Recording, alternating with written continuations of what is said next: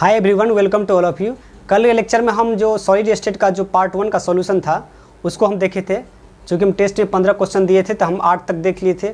आज हम 9 से लेकर के 15 तक जो क्वेश्चन हैं उसको हम सोल्व करेंगे स्टेप बाय स्टेप कैसे होता है। चलिए देखते हैं, स्टार्ट करते हैं। Total allowed BCC planes in the planes are. ये हमको प्लेन दिया हुआ है, कह रहा है कि इसमें से टोटल BCC प्लेन कौन सा है। तो देखिए सिंपल क्यूबिक में क्या होता है, हमारा सिंपल क्यूबिक में मेरा सारा अलाउड होता है। कोई भी प्लेन आप ले लीजिए सारा अलाउड होगा। लेकिन BCC में क्या होता है, अगर मान लीजिए कि H + K + L अगर ये हमारा इवन हो गया, ठीक है, तो वो BCC प्लेन हो जाएगा। ऐसे देखिए 1 1 1 क्या हो जाएगा हमारा, जोड़ के 3 हो जाएगा। क्या हो गया, ओड, मतलब ये नहीं होगा।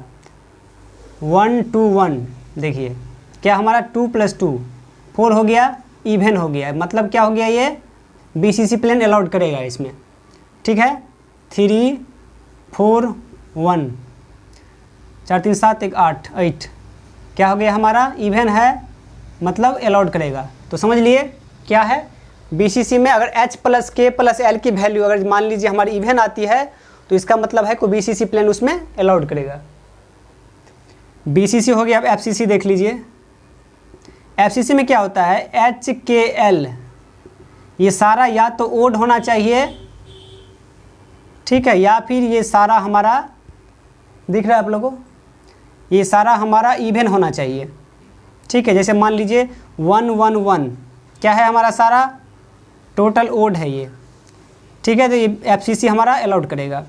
ये देखिए 2 0 0 ये क्या है हमारा, सारा इवन है, क्या करेगा ये FCC अलाउड करेगा। कहने का मतलब ये है कि जो भी HKL वैल्यू है अगर सारा या तो ओड है और या तो इवन है, दोनों ही केस में वो क्या करेगा, वो FCC प्लेन अलाउ करेगा। BCC में H + K + L तीनों को जोड़ लीजिए और उसकी वैल्यू अगर मान लीजिए अगर इवन आती है तो हमारा वो BCC प्लेन अलाउड करेगा। अब इसमें देखिए सबको चेक करते हैं। BCC हमको बनाना है तो हम क्या करेंगे, सबको ऐड करेंगे। इसको देखिए 3 1 4 5 4 9 10 2 12 12 3 2 5 1 6 3 2 5 6 3 2 5 2 7 4 2 6 1 7 7। देखिए यहाँ पे ओड है, ये क्या है, इवन है। ये क्या है हमारा, इवन है, ये भी इवन है, ये ओड है, ये ओड है। टोटल इवन कितना है हमारे पास, देख लीजिए। टोटल इवन हमारे पास 3 है। इसका मतलब है कितने प्लेन एग्जिस्ट करेंगे BCC के, BCC के 3 प्लेन एग्जिस्ट करेंगे इसमें।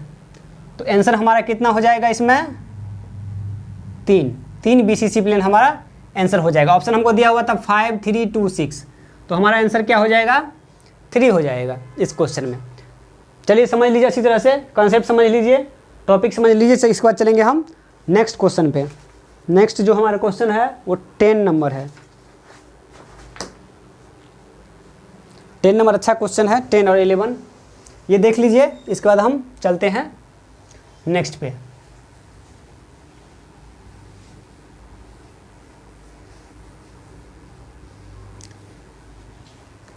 टेन में क्या है देख लीजिए। 10 में है, in a solid crystal oxide ion are arrange in CCP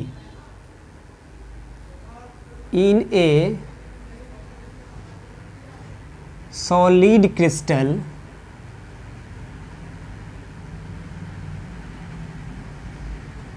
oxide ion are arranged in CCP cubic close packing, ठीक है। 1/6 of the tetrahedral void are, कह रहा है कि 1/6 of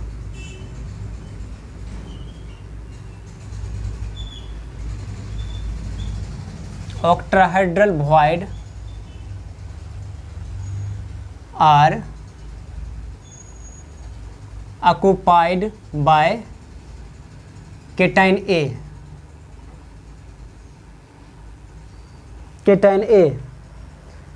and 1/3 of the octahedral void is occupied by cation B, and 1/3 1/3 यहाँ tetrahedral था, 1/6 tetrahedral है, 1/3 of octahedral void are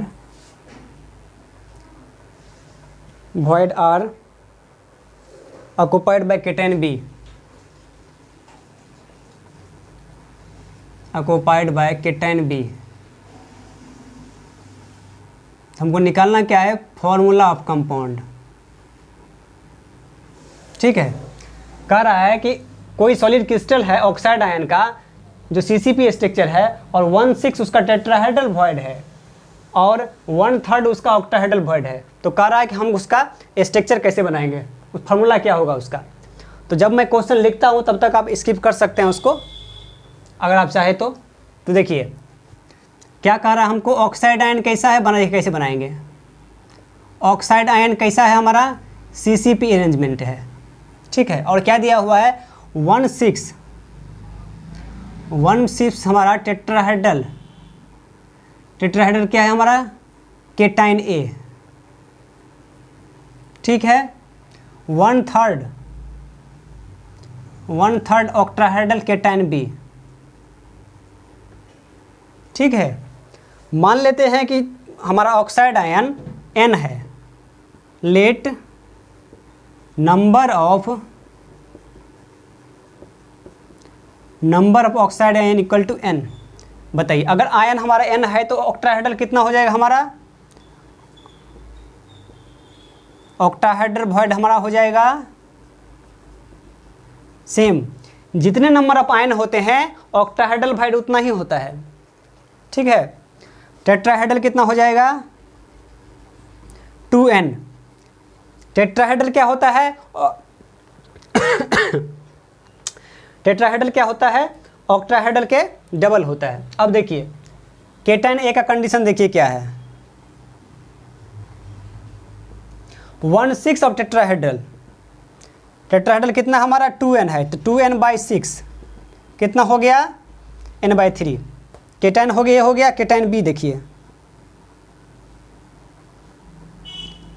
क्या कर रहा है हमारा, 1/3 ऑफ ऑक्टाहेड्रल N है, 1/3 बोला यानी 1/3। ठीक है, तो ये हमारा A हो गया, ये हमारा B हो गया, 2 केटाइन, ये हमारा ऑक्साइड आयन हो गया। देखिए A कितना है हमारे पास, N/3,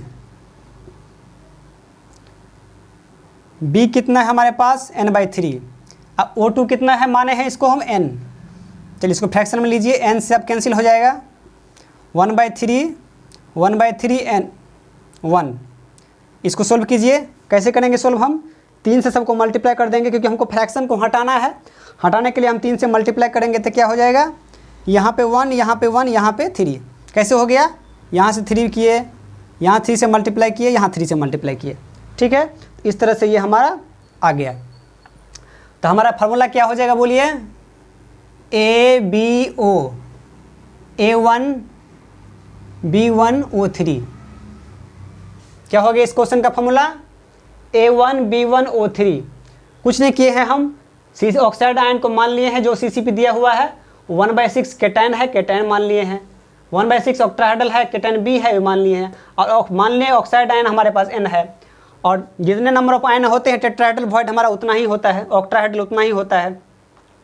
तो ऑक्टाहेड्रल हम N ले लिए और टेट्राहेड्रल हम 2N ले लिए। तो इस तरह से हम इसको यहाँ पे सबको सोल्व करके हमारा फ्रैक्शन कितना आ गया, इतना आ गया। इसको सोल्व करने के बाद हमको आ गया 113 A B और O। इस तरह से हमारा इस क्वेश्चन का आंसर हो गया ABO3। चलिए अब देखते हैं नेक्स्ट क्वेश्चन, क्वेश्चन नंबर 11। इसको अच्छी तरह से समझ लीजिए, फिर चलेंगे हम नेक्स्ट क्वेश्चन पे। ठीक है, मिटाएं, चलिए मिटाते हैं। फिजिकल केमिस्ट्री कोई हार्ड नहीं है, आपको बस कैलकुलेशन और यूनिट देखना है, इसको बस इतना ही काम करना है और कुछ नहीं करना है। फार्मूला याद होना चाहिए और यूनिट और कैलकुलेशन पे कमांड होना चाहिए। ये कमांड कब होगा, जब आप रेगुलर प्रैक्टिस कीजिएगा तो अपने आप आपको कमांड हो जाएगा। सिर्फ न्यूमेरिकल देख के डरिएगा तो फिर नहीं बनेगा। चलिए क्वेश्चन देखते हैं हम 11 नंबर में। A compound MnX atom has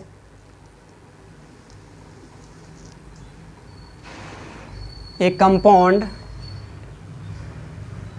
MnX atom has a cubic unit cell. Question इसलिए लिख रहे हैं कि पहले मैं क्या करते था, क्वेश्चन इधर लिखता था, लेकिन क्या होता था इतना छोटा साइज हो जाता था कि लोगों को दिखता नहीं था स्टूडेंट को। इसलिए मैंने क्या किया, तो क्वेश्चन को अब सामने ही में लिखते हैं ताकि बड़ा बड़ा दिखे तो क्लियर आ जाए। Cubic unit cell M atom, देखिए M कहाँ पे है, M atom are at body centre and face centre. कहाँ पे है, body centred and face centred, ठीक है, and body centre face centred and N atom occupy, N atom occupy कहाँ पे है ये, corner and centre of the edge और एज सेंटर।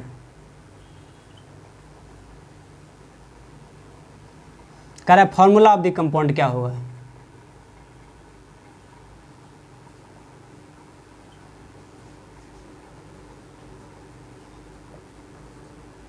मैंने क्वेश्चन को ऐसे अरेंज किया है टेस्ट में ताकि हर टॉपिक से मैं 2 क्वेश्चन लिया हूँ ताकि आपका सारा क्लियर हो जाए। ये भी मैंने 2 टॉपिक देखी, पिछला वाला जो मेरा क्वेश्चन था 10 नंबर क्वेश्चन था, सेम कंसेप्ट इसका भी है।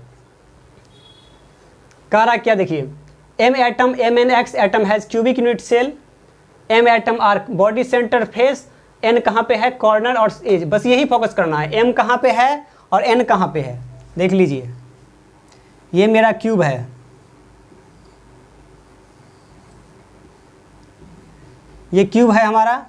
बॉडी सेंटर कहाँ पे होता है, बीच में होता है, यानी पूरा क्यूब के बीच में होता है हमारा बॉडी सेंटर, यानी वो पूरे के पूरे पार्टिसिपेट करेगा क्योंकि उसके अंदर में है, यूनिट सेल के अंदर में है वो, तो पूरा ये पार्टिसिपेट करेगा। ये कितना पार्टिसिपेट करता है, 1, पूरा का पूरा पार्टिसिपेट करता है, यानी एक एटम पूरा उसमें आ जाता है। यह है हमारा कॉर्नर, कॉर्नर में कितना पार्टिसिपेट करता है हमारा, 1/8 पार्टिसिपेट करता है। अब बाकी जो 7/8 होता है, 1 - 1/8 वो अदर के लिए होता है। इधर जो हम बनाएंगे दूसरा यूनिट सेल ऊपर नीचे, ठीक है ना, तो उसमें पार्टिसिपेट करेगा वो। इसमें सिर्फ इस यूनिट सेल में सिर्फ 1/8 ही पार्टिसिपेट करता है। हो गया। अब फेस ले लीजिए, ये मान लीजिए फेस है, तो फेस पे क्या होता है, ये फेस हो गया, यहाँ एटम है, इसको क्रॉस कीजिए तो 50-50 हो जाते हैं, आधा इधर आधा इधर, ठीक है ना। इसलिए ये फेस वाला कितना करता है पार्टिसिपेट, 1/2 पार्टिसिपेट करता है। अब क्या आ गया हमारा एज सेंटर, मतलब एज के बीच का, ये जो हमारा है यहाँ पे एज के बीच में, हर जगह होगा यहाँ पे, ये भी हमारा है एज के बीच में। तो ये जो एज सेंटर है यानी एज के बीच का जो एटम है वो कितना करता है, 1/4 पार्टिसिपेट करता है। आपको बस ये याद रखना है कि कौन सा एटम किस पोजीशन पे है और कितना पार्टिसिपेट कर रहा है यूनिट सेल में। हमको सिर्फ क्वेश्चन निकालना है 1 यूनिट सेल का, बस इतना याद रखना है कि कॉर्नर वाला कितना करता है 1/8, ये सेंटर वाला कितना करता है 1, अगर फेस पे है तो कितना करेगा 1/2, यानी इस यूनिट सेल में 1/2 ही करेगा, बाकी अदर में जो है हमारा 1/2 करेगा। तो इस तरह से हम देख लिया। अब हमारा देखिए क्वेश्चन क्या कह रहा है, M कहाँ पे है, M atom are body centre face centre. Body centre में बस एक ही है, कोई लोचा नहीं है, यहाँ पे 1 रख दीजिए, प्लस फेस सेंटर, देखिए फेस सेंटर ये हो गया, कितना पार्टिसिपेट कर रहा है 1/2। अब फेस है कितना वो देख लीजिए, 1 2 3 4 5 6 फेस है, 2 2 4 2 6, क्यों में 6 फेस होता है ना, 6 हो गया। इस तरह हम ले लिए, 2 से काट दिए 3 4 हो गया। चलिए N कितना हो जाएगा हमारा, N देखिए कहाँ पे है, N atom occupy corner and edge centre. देखिए कॉर्नर ये हो गया, कॉर्नर हमारा कितने कॉर्नर हैं 1 2 3 4 5 6 7 8 कॉर्नर है। कितना पार्टिसिपेट कर रहा है 1/8, 1/8 × 8 plus edge centre. Edge centre क्या बताए थे 1/4 पार्टिसिपेट करता है, 1/4। एज कितना, एज सेंटर हाई कितना वो देख लीजिए, 1 2 3 4 5 6 7 8 9 10 11 12, 11 12 हो गया ना। देखिए 1 2 3 4 5 6 7 8 9 10 11 12 कितना होता है एज सेंटर हमारा, क्योंकि एज हमारा 12 है तो एज सेंटर 12 हो जाएगा।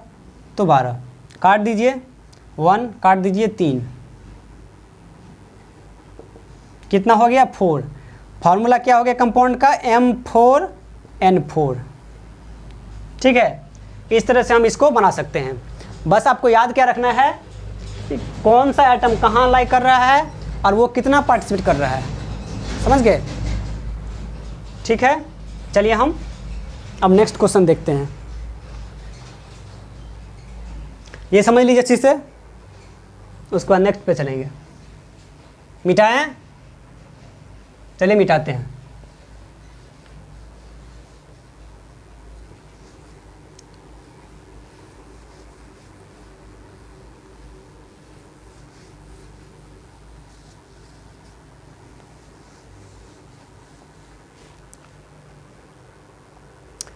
बारह नंबर में है, भी 1 मिनट थोड़ा सा चार्ज में लगा लेते हैं, नहीं तो मोबाइल बंद हो जाएगा।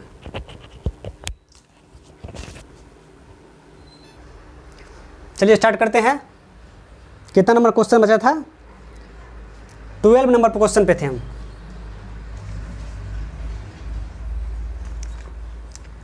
क्या हमारा है, if Na plus occupying Na plus occupying octahedral void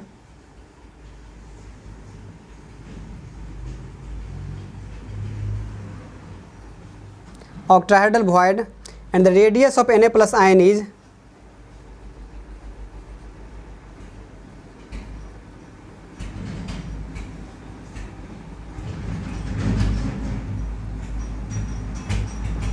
(110 picometer). Find the value of radius of Cl minus।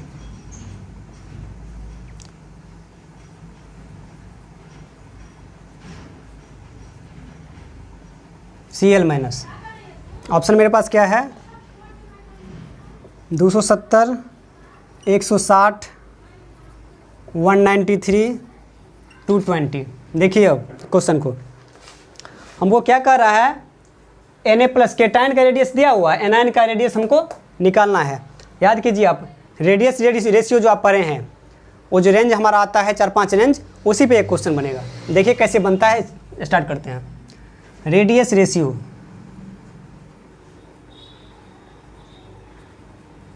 देखिए R प्लस बट्टा R माइनस, ये जो वैल्यू होता है हमारा कहाँ से होता है। इसमें जो इम्पोर्टेंट हमारा है वो याद रखने वाली ये है कि ये जो होता है हमारा 0.225 से 0.53 के आसपास होता है, 532 होता है, और 0.532 से होता है हमारा 0.732, यही होता है रेंज, यही होना चाहिए। 225 से 414 होता है, हाँ यहाँ पे हमारा 414 होता है, 0.414, 0.414, और तीसरा जो हमारा होता है वो 0.732 से 1। इसमें इम्पोर्टेंट सिर्फ ये है, बस ये हमको याद रखना है, 0.225 से 0.414, 0.414 से 0.732, ये किसका होता है, टेट्राहेड्रल का होता है। ठीक है, और ये हमारा ऑक्टाहेड्रल का होता है। ये दोनों आपको याद होना चाहिए, 0.225 से 414, 414 से इतना, इसका कोऑर्डिनेशन 4, इसका कोऑर्डिनेशन 6। आपको पता है ये जो हमारा Na प्लस है वो FCC में जाता है और ऑक्टाहेड्रल शो करता है। ठीक है, तो हम इसको ले लेते हैं R प्लस R माइनस, और ये जो वैल्यू है हमारी वो देख लीजिए, वो जो वैल्यू है इसके बीच में लाई करती है, यानी ये भी नहीं है, ये भी नहीं है, समझ रहे हैं, इसके बीच की जो वैल्यू है वो रेंज करती है। तो इस तरह से हमारा क्या हो जाएगा, कैसे निकालेंगे बीच की, क्योंकि आपको जो आंसर दिया रहेगा वो इस पे दिया रहेगा, इस पे बना के देगा आपको, इस पे बना के देगा आपको। ठीक है, लेकिन वो आंसर गलत हो जाएगा हमारा। अगर इसके बीच में जो हमारा रेशियो जो बीच में लाई करता है वही आंसर हमारा सही होगा। ठीक है, तो ऑप्शन इस तरह से हमको देखना है। तो बीच कैसे निकाले हम, 414 0.732 6 4 11 1 बाय 2 क्या हो जाएगा, 5 से 5.07 सॉरी 0.57। ठीक है, तो क्या हो गया हमारा रेडियस रेशियो 0.57। देखिए 0.57 इस बीच में आ रहा है ना, तो ये ले लिए हम। अब देखिए केटन क्या दिया हुआ हमको, 110 पिकोमीटर दिया हुआ है आपको। एनाइन मतलब निकालना है Cl माइनस का 57 R minus into 0.57 equal to 110। R minus हो जाएगा हमारा 110 बट्टा 0.57, पॉइंट उठा दीजिए क्या हो जाएगा 100। अब कैसे सोल्व कीजिएगा उसको बताइए। देखिए 110 है 57 है, अगर मान लीजिए इसको हम अप्रोक्स मान लेते हैं 55, 110 बाय 55 तो ये कट जाएगा 2 से 200। 200 कब आया हमारा, जब 55 लिए हैं। अगर 57 होगा तो 200 से कम ही होगा। ये ऐसे आपको दिमाग लगाना है ताकि कैलकुलेशन आप इजी कर पाए, क्योंकि एग्जाम में आपको कैलकुलेटर देगा नहीं, खुद से करना पड़ेगा। और क्वेश्चन का आंसर का जो रेंज होता है वो थोड़ा सा डिस्टेंस पे होता है, आप आराम से उसको चेक कर सकते हैं। तो 55 पे ये आया, 57 पे क्या हो जाएगा हमारा 95 94 के आसपास होगा इस रेंज में। देखिए ऑप्शन 270 160 193 220 कौन सा आंसर हो जाएगा हमारा, ये दोनों तो होगा ही नहीं किसी कीमत पे, 200 से ज़्यादा हो गया है। बचा ये और ये, तो हमारा 57 है वो क्या करेगा, बस लिटिल बिट जो हमारा जो है सो डाउन होगा, यानी हमारा आंसर हो जाएगा 193। इतना डाउन हमारा नहीं हो सकता है। तो इस तरह से आप बिना कैलकुलेशन के जो है सो आंसर ला सकते हैं, क्योंकि अगर आप इसको कैलकुलेशन कीजिएगा तो कम से कम आपको 2 से 3 मिनट तब लगाइएगा ही 110 से 57 में। चलिए देख लीजिए इस क्वेश्चन को, R प्लस R माइनस, बस ये 2 रेंज याद करना है, 0.225 से 414, 0.414 से 732। ये टेट्राहेड्रल का है, ये एक्ट्राहेड्रल का, इसका कोऑर्डिनेशन 4 होता है, इसका कोऑर्डिनेशन 6 होता है। चलिए हमारा कितना नंबर हो गया, 12 हो गया। देखिए फिर हम क्वेश्चन लिखते हैं। 13 नंबर क्वेश्चन अच्छा क्वेश्चन है, उसको करते हैं। मिटाएं, चलिए मिटाते हैं।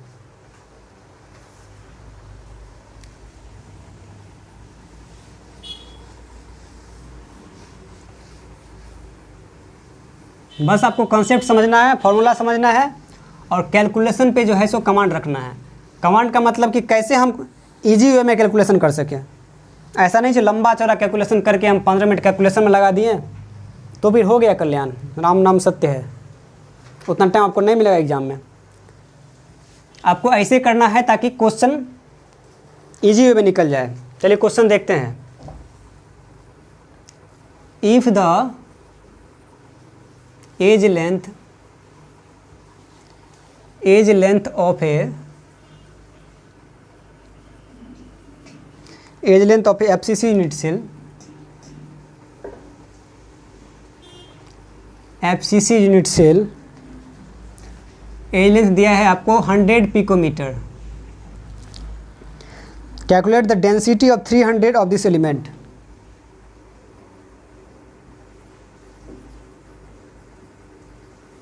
Calculate the density of 300 gram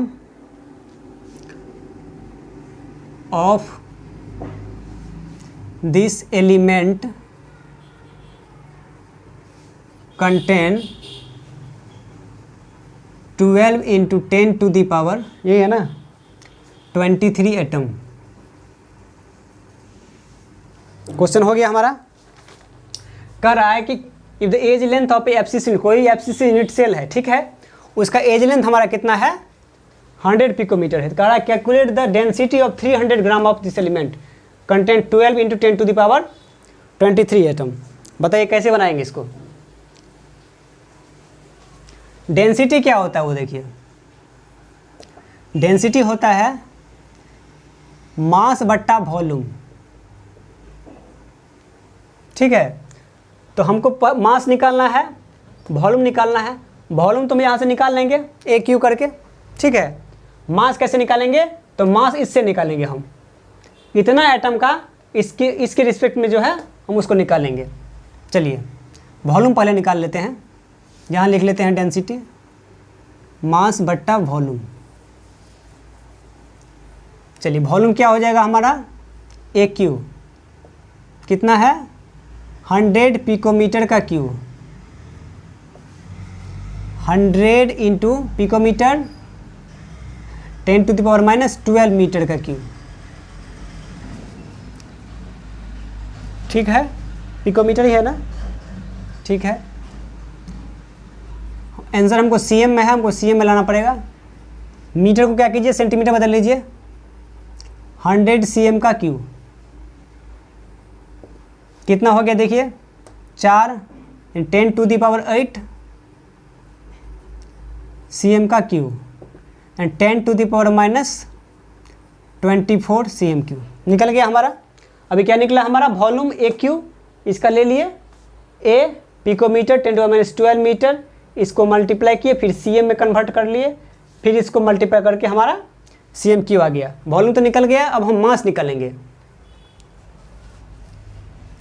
देखिए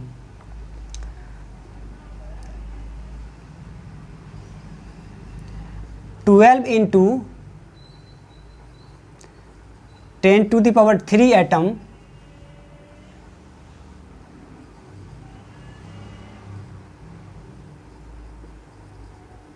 कंटेन 300 ग्राम। ठीक है, इसलिए 1 एटम में कितना हो जाएगा मास, 300/12 इंटू 10⁻³ इस 1 एटम में कितना हो गया हमारा 300/12 इंटू 10⁻³ ठीक है। अब देखिए यहाँ पे एफसीसी में क्या होता है हमारा, 4 एटम होता है एक यूनिट सेल में। तो हम कितना में निकालेंगे, 4 एटम में, क्योंकि पूछ रहा है हमको एफसीसी में पूछ रहा है कितना है हमारा। तो 4 एटम का हम निकाल लेंगे 300/12 10⁻23 इंटू 4 एटम। ठीक है, देख लीजिए क्या हो जाएगा, 1200/12 इंटू 10⁻23 काट दीजिए, 100 हो गया, कितना हो गया 10⁻⁻21 ये निकल गया आपका। अब हमको सब निकल गया, अब डेंसिटी निकाल लेंगे हम। मास बट्टा वॉल्यूम, मास कितना है आपका 10⁻⁻21 ग्राम, वॉल्यूम कितना था 10⁻⁻24 cm³। ठीक है, बताइए क्या हो जाएगा, -21 + 24 10⁻³ ग्राम cm³, यानी हो जाएगा आपको 1000 ग्राम cm³। इस तरह से हमारा इसका आंसर आ जाएगा। क्या किए हम पहले, सबसे पहले हम वॉल्यूम निकाले हैं, वॉल्यूम इसका निकाल लिए हैं 100 पिकोमीटर का क्यू करके करेंगे, इसका मीटर हो जाएगा। इसके बाद सोल्व करने के बाद इसको सीएम में लाना है हमको, तो इतना आ गया। इसके बाद हम क्या करेंगे, हमको दिया है आपको इतना एटम का मास कितना है 300 ग्राम। हमको क्या निकालना है, हमको एफसीसी में निकालना है, यानी हमारे पास 4 एटम का निकालना है हमारे पास। तो इतने एटम का हमको दिया हुआ है, इतने एटम का हमको दिया है, हम 1 एटम का निकाल लेंगे, फिर उसके बाद हम 4 एटम का निकाल लेंगे। तो 4 एटम का इतना हो गया, फिर डेंसिटी में पुट करके इसको मास व वॉल्यूम से उसको हम सोल्व कर देंगे। कुछ था क्वेश्चन में, बस समझना था हमको कि यूनिट सेल में हम क्या पूछ रहा है और क्या निकालना है। सबसे पहले आप क्वेश्चन में लिखिए कि पूछ क्या रहा है। ये बनाने का तरीका क्या है, पढ़िए क्वेश्चन को, उसके बाद देखिए कि पूछ क्या रहा है। जो पूछ रहा है उसको लिखिए, उस वहाँ पे ये पूछ रहा है डेंसिटी पूछ रहा है हमारा। फिर देखिए जो पूछ रहा है उसका जो डाटा है उसमें क्या दिया है और क्या निकालना है। इसमें मास बट्टा वॉल्यूम हुआ तो हमको देखना है कि क्या क्या दिया है। हमको वॉल्यूम देखे, हम सोचे कि वॉल्यूम तो यहाँ से हम निकाल लेंगे। इसके बाद हमको देखे कि मास है, तब मास हम इसमें से निकालेंगे।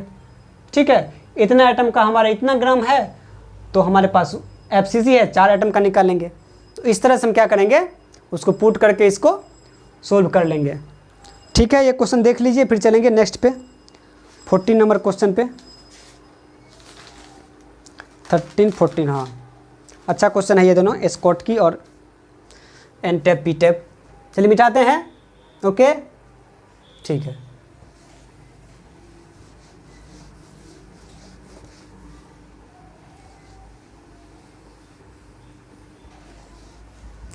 देखिए क्वेश्चन नंबर 14, इसमें तो सिर्फ लैंग्वेज है, इसको समझाते हैं। देखिए पहले स्कॉटकी डिफेक्ट, यही होता है ना, SCHOTTKY, स्कॉटकी डिफेक्ट। देखिए क्या होता है, मान लीजिए ये हमारा क्रिस्टल है, क्रिस्टल है, ठीक है, ये क्रिस्टल है हमारा, ये हो गया हमारा केटाइन, ये हो गया एनाइन, फिर केटाइन, फिर एनाइन, फिर केटाइन, फिर एनाइन, केटाइन एनाइन, फिर केटाइन आ गया हमारा, तो यहाँ एनाइन, फिर केटाइन। ठीक है, क्या होता है हमारा, एक इसमें से केटाइन मिस हो जाता है और एक एनाइन मिस हो जाता है, समझ गए, यानी दोनों बराबर मिस होता है। ऐसा नहीं कि मान लीजिए 2 केटाइन मिस हुआ तो 1 एनाइन मिस हो जाएगा, नहीं, जितना केटाइन मिस हुआ है उतना ही एनाइन मिस हो रहा है इसमें। तो यहाँ मान लीजिए हमारा एनाइन मिस हो गया, फिर यहाँ पे केटाइन आ गया, फिर यहाँ पे एनाइन आ गया, फिर यहाँ पे क्या मिस हुआ, यहाँ पे एनाइन मिस हुआ, तो यहाँ पे केटाइन मिस हो जाएगा, मिस हो गया, फिर एनाइन, फिर केटाइन, फिर केटाइन, फिर एनाइन, फिर केटाइन। ठीक है, फिर एनाइन, फिर केटाइन, फिर एनाइन, केटाइन एनाइन, बस ऐसे ही चलता रहेगा, पूरा क्रिस्टल में ऐसे ही चलता रहेगा।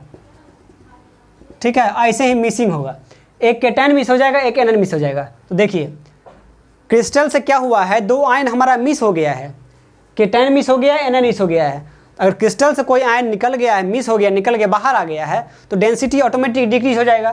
तो क्या हो जाएगा इसमें हमारा, डेंसिटी डिक्रीजेज।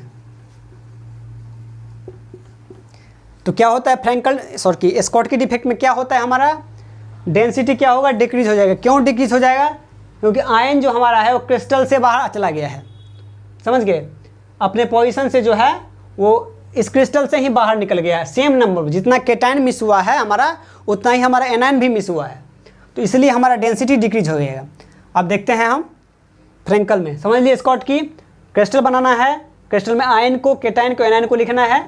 उसके बाद हमको देखना है कि कितना मिस हो रहा है, केटाइन मिस हो गया है, एनाइन मिस हो गया है, यहाँ एनाइन, यहाँ केटाइन मिस हो गया है, बराबर के अमाउंट में हमारा मिस हुआ है, इसलिए क्या हो गया हमारा, डेंसिटी डिक्रीज हो गया, क्योंकि वो हम क्रिस्टल से निकल के बाहर चला गया, इसलिए हमारा डिक्रीज हो गया। अगर क्रिस्टल के अंदर में रहता तो भी डेंसिटी हमारा कोई इफेक्ट नहीं पड़ता, लेकिन ये बाहर ही निकल गया है क्रिस्टल से, इसलिए हमारा कम हो गया है, समझ गए।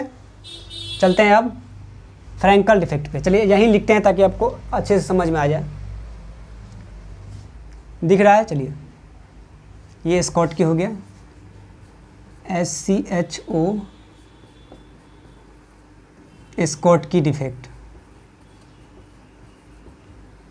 ठीक है, अब यहाँ लिखते हैं फ्रैंकल, फ्रैंकल डिफेक्ट। इसमें देखिए क्या होता है, सेम बनाइए, cation A9, cation A9, cation A9, A9 cation. देखिए क्या हो गया हमारा, एक एनाइन मिस हुआ है, ठीक है, फिर केटाइन, फिर एनाइन, फिर A9, cation, sorry minus, cation, A9, फिर केटाइन। यहाँ देखिए, यहाँ पे हमारा एक एनाइन मिस हुआ है, यहाँ पे एक केटाइन मिस हुआ है, बी माइनस ए प्लस, फिर हो जाएगा हमारा ए प्लस बी माइनस, ए प्लस बी माइनस। अब देखिए ये जो मिस हुआ है वो क्या किया है, बस कहीं जाके घुस गया है यहाँ पे, बी प्लस बी माइनस ए प्लस बी माइनस ए प्लस बी माइनस। ए प्लस यहाँ घुस गया है, मान लीजिए बी माइनस यहाँ घुस गया है, ए प्लस यहाँ पे कैटायन है तो एनायन होगा, बी माइनस ए प्लस बी माइनस ए प्लस बी माइनस ए प्लस बी माइनस ए प्लस। बस अल्टरनेट आपको सजा देना है। अब समझिए क्या हुआ है, दोनों में हुआ है मिसिंग, दोनों में हुआ है, इसमें मिसिंग हुआ है, इसमें मिसिंग हुआ है, फ्रैंकल में मिसिंग हुआ है, स्कॉटिक में मिसिंग हुआ है, समझ गए।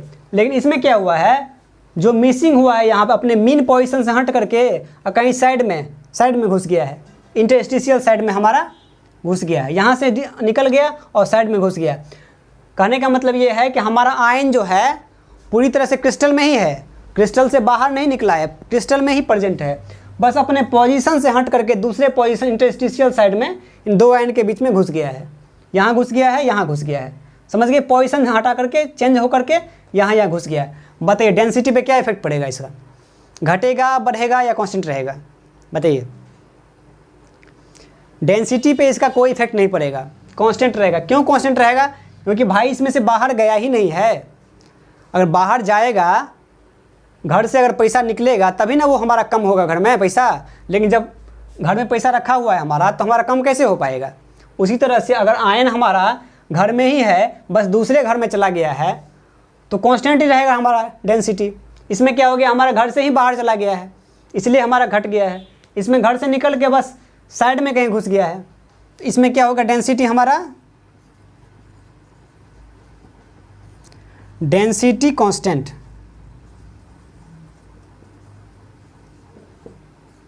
ठीक है, समझ लिए। स्कॉटकी में क्या होता है, हमारा डेंसिटी हमारा डिक्रीज हो जाता है, क्योंकि आयन हमारा मीन पोजीशन से हट करके निकल ही जाता है, वो क्रिस्टल से बाहर ही आ जाता है। लेकिन इसमें फ्रैंकल में क्या होता है, हमारा अपने मीन पोजीशन से हट करके इंटरस्टिशियल साइज में चला जाता है, कहीं दो आयन है ना, दो आयन के बीच में घुस जाता है। तो ये हो गया हमारा, इस तरह से देख लीजिए, तो ना क्लियर हो गया। अब चलेंगे हम इसके बाद एन टाइप पी टाइप में। मिटाएं, बोलिए, ठीक है।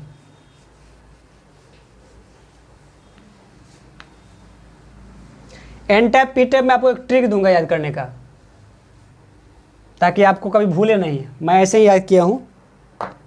देखिए ये हमारा 13 ग्रुप हो गया, ये हमारा 14, ये हमारा 15 ग्रुप। 14 में क्या होता है हमारा, ये boron, aluminium, gallium, indium, thallium, carbon, silicon, germanium, SN, PB, nitrogen, phosphorus, arsenic, antimony, bismuth. ये देखिए जब भी एन टाइप डोपिंग होगा, डोपिंग कैसे हो, क्यों होता है, डोपिंग होता है हमारा कंडक्टिविटी इंक्रीज कराने के लिए। अगर किसी मेटल का जो कंडक्टिविटी मान लीजिए लो है, तो उसको हम बढ़ाने के लिए डोपिंग करते हैं अच्छे कंडक्टिविटी के साथ। देखिए तो 14 क्या हो गया हमारा, डोपिंग कैसे होता है, 14 का 15 से होता है या 14 का 13 से होता है। अगर 14 का 15 के साथ डोपिंग हुआ तो ये क्या कहलाएगा हमारा, एन टाइप सेमीकंडक्टर।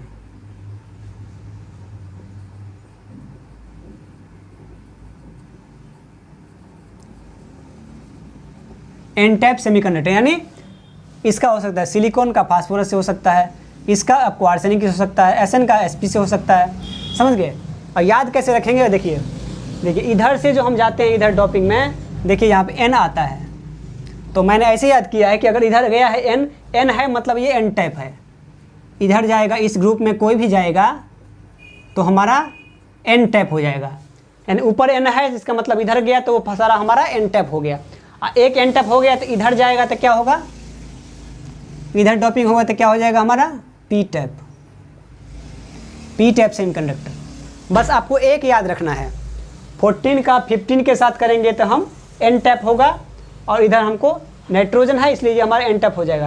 ये याद रखने का तरीका है, नाइट्रोजन है इधर तो इधर एन टाइप, अगर इधर एन टाइप तो अपोजिट से हमारा क्या हो जाएगा पी टाइप। तो बोलिए अगर हम सिलिकॉन का एल्युमिनियम के साथ डोपिंग कराएं तो क्या होगा हमारा, कहाँ से करा रहे हैं हम? 14 का 13 से, तो क्या हो जाएगा हमारा? पी टैप हो जाएगा। अगर मान लीजिए हम इसका एएस से करवाएं तो क्या हो जाएगा डोपिंग में? 14 का 15 के साथ क्या हो जाएगा हमारा? N type. समझ लिया आप एन टैप पी टैप अच्छी तरह से? ठीक है, चलते हैं अब। बस ट्रिक याद रखिए, 14, 15, 13। 14 का 15 के साथ कीजिएगा तो इधर हो जाएगा हमारा एन टैप, क्योंकि हमारा ट्रिक ये है कि इधर एन है हमारा तो एन टैप। ये सारा ग्रुप हमारा, इस ग्रुप में किसी के साथ कीजिएगा तो एन टैप, बाकी इधर किसी के साथ कीजिएगा तो क्या हो जाएगा हमारा? P tap. ये ट्रिक है याद रखने का, इसको भूलिएगा मत। नाइट्रोजन। चलिए अब चलते हैं बैंड पे। क्वेश्चन क्लियर हो गया आपको? लैंग्वेज वाला क्वेश्चन था ये, इसी कंसेप्ट पे था। 15 में देखिए आप, N type P type, conduction band valence band देखना है हमको। N type P type. नीचे क्या होता है हमारा? वैलेंस इलेक्ट्रॉन होता है, उसको बोलते हैं वैलेंस बैंड। ऊपर क्या होता है? कंडक्शन बैंड, जहाँ से हमारा कंडक्शन स्टार्ट होता है।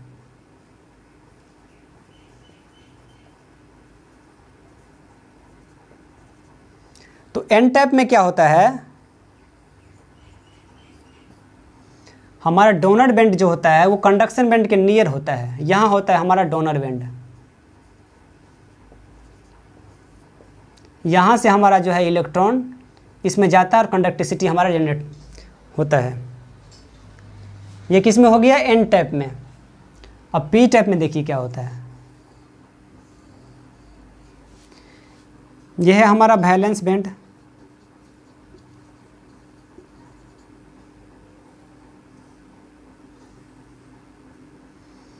ये हो गया हमारा कंडक्शन बैंड। इसमें क्या होता है हमारा? एक्सेप्टर बैंड होता है, इसमें डोनर बैंड नहीं होता, एक्सेप्टर बैंड होता है।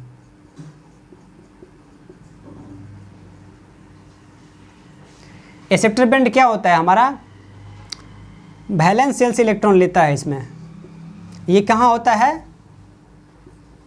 पी टैप में। वैलेंस बैंड के नियर होता है हमारा इसमें एक्सेप्टर बैंड। डिफरेंस क्या है देख लीजिए। यहाँ पे हमारा डोनर बैंड क्या होता है? कंडक्शन बैंड के नज़दीक होता है, यहाँ से इलेक्ट्रॉन ट्रांसफर करता है ये कंडक्शन बैंड में, एन टैप में। बाकी दोनों है कंडक्शन वैलेंस, ये दोनों सेम ही है, बस इसमें अंतर है। इसमें क्या होता है हमारा? एक्सेप्टर बैंड क्या होता है? वैलेंस बैंड के नज़दीक होता है। अब वैलेंस बैंड से इलेक्ट्रॉन यहाँ पर एक्सेप्टर बैंड में जाता है। यहाँ से ये पहले लेंस इसमें गेन कर रहा है, इसमें क्या कर रहा है? ये दे रहा है। डोनर बैंड क्यों बोले? ये कि अपना इलेक्ट्रॉन इसको कंडक्शन बैंड को दे रहा है। एक्सेप्टर क्यों है? क्योंकि ये वैलेंस बैंड से इलेक्ट्रॉन ले रहा है।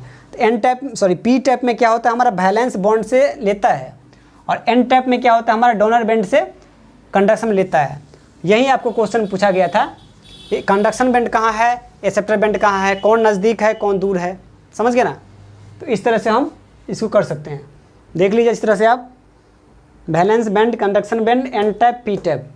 इस पर बहुत सारे क्वेश्चन आते हैं। क्वेश्चन इसी पे आते हैं कि कौन एक्सेप्टर बैंड है, कौन वैलेंस बैंड है, कौन किसके नज़दीक है, कौन डोनर है, कौन एक्सेप्टर है। बस इसको आप अच्छी तरह से समझ लीजिए, बस यहीं समझना है हमको। इसमें ये क्लोज होता है इसके, इसमें ये क्लोज होता है इसके। समझ गए? ठीक है, थैंक यू वेरी मच। इस क्वेश्चन में हम इतना ही करते हैं। अगला जो हम टेस्ट सीरीज बनाएंगे उसका क्वेश्चन डिस्कस करेंगे फिर।